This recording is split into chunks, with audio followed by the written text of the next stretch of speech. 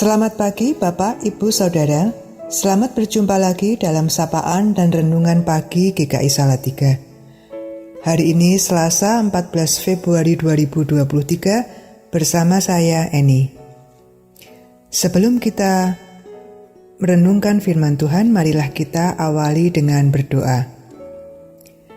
Bapa yang baik, terima kasih jikalau kami telah boleh beristirahat dengan baik semalam. Terima kasih juga kalau pagi hari ini kami boleh kembali bangun dalam keadaan yang baik. Tuhan, sebentar kami akan mendengarkan firman-Mu. Tolong kami untuk kami bisa memahaminya dengan baik. Di dalam nama Tuhan Yesus kami berdoa. Amin. Bacaan hari ini diambil dari 1 Yohanes 4 ayat 11 yang berbunyi demikian. Saudara-saudaraku yang kekasih, jikalau Allah sedemikian mengasihi kita, maka haruslah kita juga saling mengasihi. Dan renungan di pagi hari ini berjudul Selamat Mengasihi. Saudara, beberapa negara di dunia merayakan hari ini tanggal 14 Februari sebagai Hari Raya Valentine. Berbagai kegiatan diadakan untuk menunjukkan kasih sayang kepada orang-orang terdekat. Sebagai contoh, di sebuah sekolah, seorang guru TK memberikan tugas kepada muridnya untuk membuat atau mewarnai gambar hati, dan kemudian menyuruh anak itu untuk memberikannya kepada orang tua mereka, gurunya, atau sesama temannya. Untuk anak yang lebih besar, ada kegiatan saling bertukar kue atau coklat yang berbentuk hati. Ucapan Happy Valentine's Day yang banyak bertebaran di media sosial juga disimbolkan dengan gambar berbentuk hati. Yang mencolok dari perayaan Valentine ini adalah gambar hati dan kudapan manis seperti kue dan coklat yang biasanya juga berbentuk hati. Hati dan kudapan manis ini seolah menjadi lambang hari Valentine sebagai hari kasih sayang. Tahukah saudara mengapa begitu? Dan bagaimana sebenarnya asal-usul hari Valentine? Menurut Pak Andar Ismail, dalam bukunya yang berjudul Selamat Panjang Umur, dikatakan bahwa menurut tradisi yang dapat dipercaya, Valentine lahir pada tanggal 14 Februari tahun 270. Dia menjadi uskup di Terni, Italia, yang menyayangi dan disayangi banyak orang. Khotbah-khotbahnya sering berpokok tentang kasih sayang Tuhan Yesus kepada semua orang tanpa membedakan kedudukan atau asal-usulnya. Semua orang ingin mendapatkan kasih sayang, dan semua orang bisa memberikan kasih sayangnya. Ketika Kaisar Claudius menghambat umat Kristen, Pastor Valentine ditangkap, dipenjara dan dianiaya. Tapi walaupun dia menderita di dalam penjara, dia tetap mengingat orang-orang yang dicintainya. Dalam sel penjara, tiap hari ia membuat kartu bergambar hati dengan ucapan "Aku cinta kepadamu". Kemudian kartu-kartu itu dikirim satu persatu kepada tiap orang yang dicintainya. Semua orang yang ada di dalam penjara itu pun juga merasakan kasih sayang Valentine.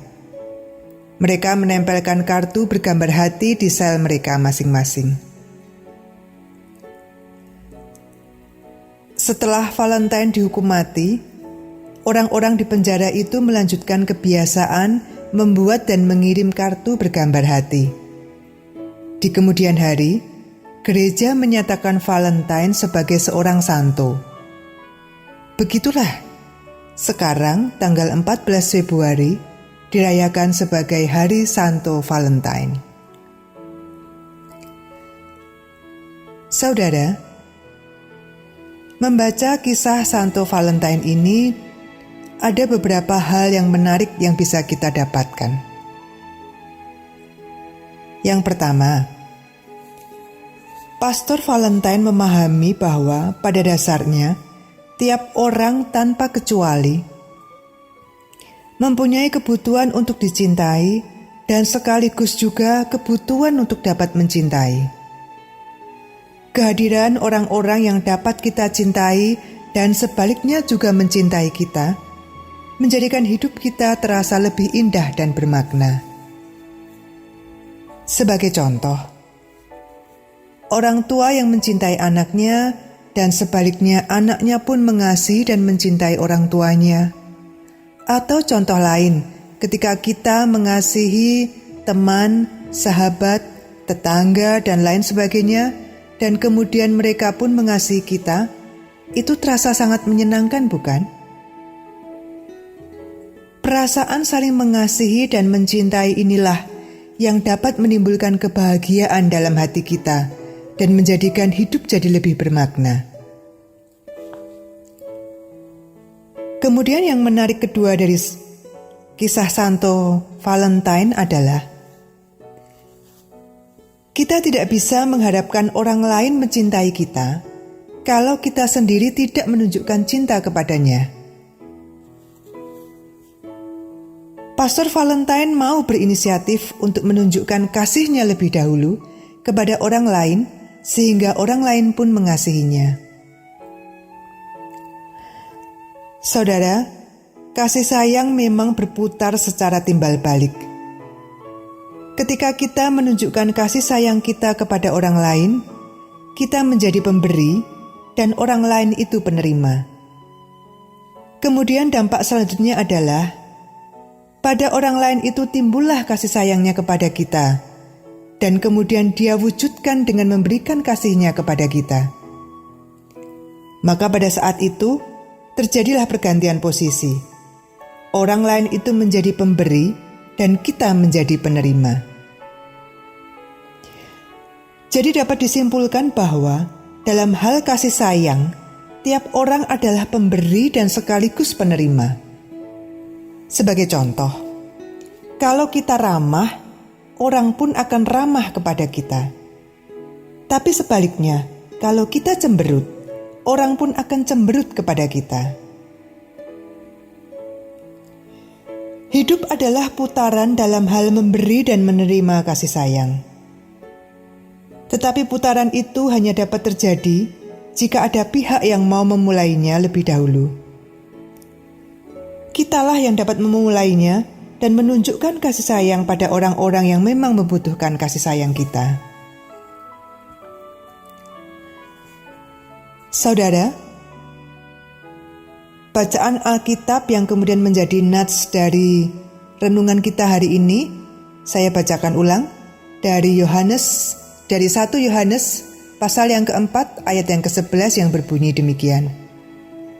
Saudara-saudaraku yang kekasih, jikalau Allah sedemikian mengasihi kita, maka haruslah kita juga saling mengasihi. Karena itu saudara, marilah dalam merayakan hari Valentine saat ini, kita melakukan aksi nyata dalam hal mengasihi. Mengasihi sesama sebagai ucapan syukur karena keselamatan yang telah Allah berikan kepada kita. Semoga Tuhan akan memampukan kita untuk melakukannya. Amin. Mari kita kembali berdoa.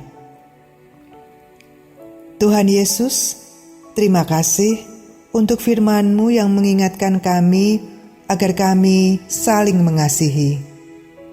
Tolong mampukan kami ya Tuhan untuk dapat menunjukkan kasih sayang kepada orang-orang di sekitar kami, terlebih kepada mereka yang menderita dan membutuhkan pertolongan kami.